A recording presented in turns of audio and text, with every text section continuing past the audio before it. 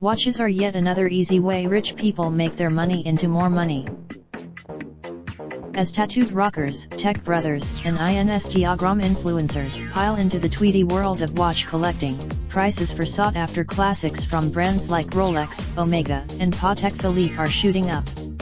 In some cases, these next-generation collectors see old timepieces not just as a subtly stylish way to dress up a t-shirt and jeans, but also as, in a market where time you elegantly monitored, you will tell.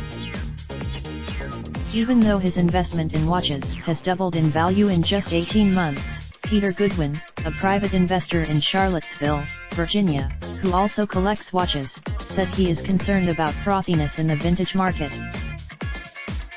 It's much like momentum investing in stocks, he said. People see the rise. The question, Mr. Goodwin said, is when does it stop? That's a risk that newcomer watch geeks like Cheyenne Hendizadeh, a recent business school graduate in Los Angeles, are willing to take. Buying a good vintage Rolex is just like purchasing stock in a company like Nestle or Google, Mr. Hendizadeh, 25, said.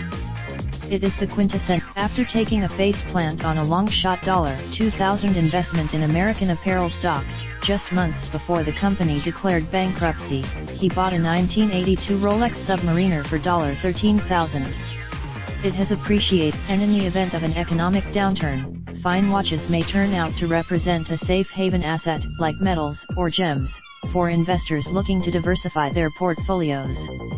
Or they may just be. Watch collectors hide in plain sight.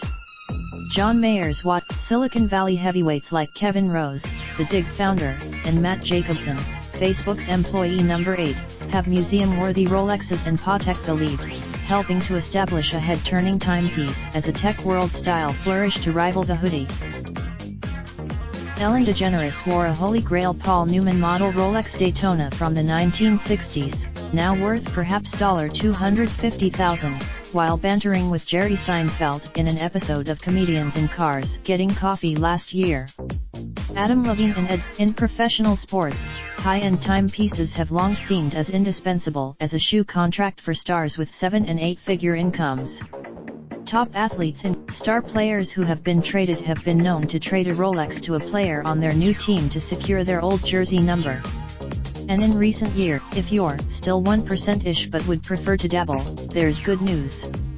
Run by Dominic, star power and funds like Mr. Coos add credence to the idea that fine watches are a soybean or a copper, another investable commodity. But does that make what even makes a watch valuable?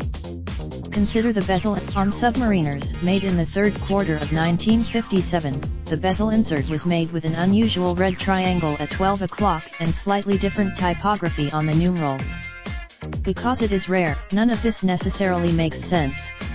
It's not like a new, for example, is a modern update of a decades-old classic that seems to be every budding watch geek's first serious timepiece.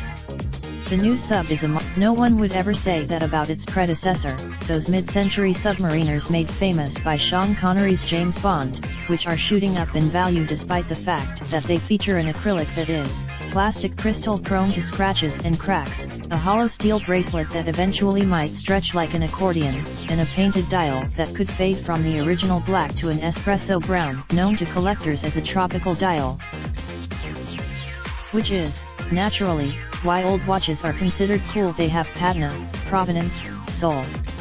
And for a generation, vintage watches should show off their age, said Nelson Murray, a 31-year-old photographer and budding collector in San Francisco. Vintage sport watch prices for some Rolex GMT Master models in the proper condition, with original parts, have spiked to perhaps $16,000, up from $8,000 just 2 or 3 years ago, said Paul Altieri of Bob's Watches, a prominent retailer in Newport Beach, California. It routinely showed. A few years ago, Matt Hranek, a watch-loving photographer who recently founded a men's style magazine called William Brown, flipped a 1960s Omega Speedmaster, the same model worn by the astronaut Ed White on the first American spacewalk, for 5 times what he paid for it, he said. That score helped. I convinced her I think that it was much more practical to invest regularly in watches that I know about rather than the stock market that I know absolutely nothing about, Mr. Hranek, 51, said. Benjamin Clymer, the founder of the watch site Hodinkee, which has evolved from a one-man watch blog to a market-moving editorial and e-commerce site selling new and vintage watches, has been practicing a form of horological arbitrage with his collection for years. In 2012, for example, he bought a Patek Philippe Nautilus, a triumph of 1970s mod design that conjures images of Concorde flights and fondue parties, for $18,000. That watch is worth it. I have a distinct memory of a friend who is now one of the great vintage dealers in the world calling me crazy for spending $30,000 for an early 1950s Omega Speedmaster, he said. The same watch today, with wrist shots flourishing on Instagram and watch sites like Hodinkee, Worn and Wound and Monochrome, spreading arcane watch knowledge to the masses. Collector demand is spreading beyond behemoth brands like Rolex and Omega to lesser-known makers like Universal Gen. One particularly coveted version of that venerable Swiss maker's Compax chronograph famously graced the wrist of Nina Rindt, the fashionable wife of the 1970s Formula One racer Jochen Rindt. It began trading, but no watch has exploded in value like the Paul Newman Daytona. It is an auto racer. Whether she noticed it or not, the specific model she selected for Mr. Newman, who could often be found circling the track when he was not making movies, was rare, featuring distinctive Art Deco inflected numerals on its 3 subdials denoting seconds, minutes, and hours. This only appeared. Over the years, Mr. Newman's stature as a style icon grew, and so did the mythology and value of the Rolex he flashed on magazine covers. In a 2014, those were the days. After Paul Newman, a coveted version known as an Oyster Mk1 Panda went for more than $750,000 at a Phillips auction in Geneva this past spring, a figure that shocked Mr. Clymer, who once owned that very watch. The oysters are something really special, and go well beyond ticking the box for a rich guy to prove he's cool, Mr. Clymer said. I bought this watch. Not every old watch has value. Anyone who scoops vintage watch collecting can prove a minefield for newbie collectors.